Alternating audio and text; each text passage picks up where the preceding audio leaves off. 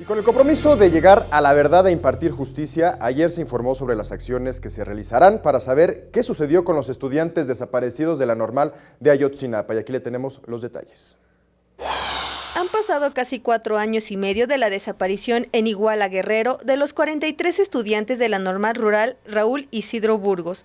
Con la instalación de la Comisión para la Verdad y Acceso a la Justicia en el caso Ayotzinapa, Hilda González, madre de una de las víctimas, César Manuel Hernández, percibe una luz en este camino. Definitivamente queremos dar con el paradero de nuestros hijos. Esa es nuestra meta, dar con el paradero de nuestros hijos y que se haga justicia después debidamente, ¿no? La secretaria de Gobernación, Olga Sánchez Cordero, confía en que la comisión coadyuvará a conocer la verdad de lo ocurrido ese 26 de septiembre de 2014. Vamos a esclarecer los hechos. Vamos a conocer la verdad. Ese es nuestro compromiso.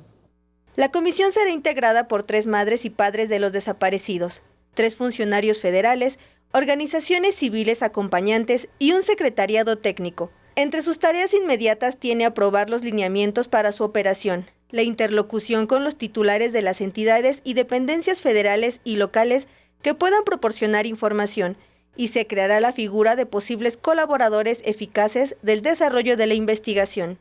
Alejandro Encinas señaló que la comisión permitirá también avanzar en las investigaciones de la desaparición de más de 300,000 mexicanos. Y crearemos el programa de asistencia victimal, a través del cual se garantizará salud, acompañamiento psicosocial, becas educativas y condiciones necesarias para que los familiares de las víctimas, también de las personas que fueron ejecutadas, heridas, no solamente los desaparecidos, puedan reconstruir su proyecto de vida.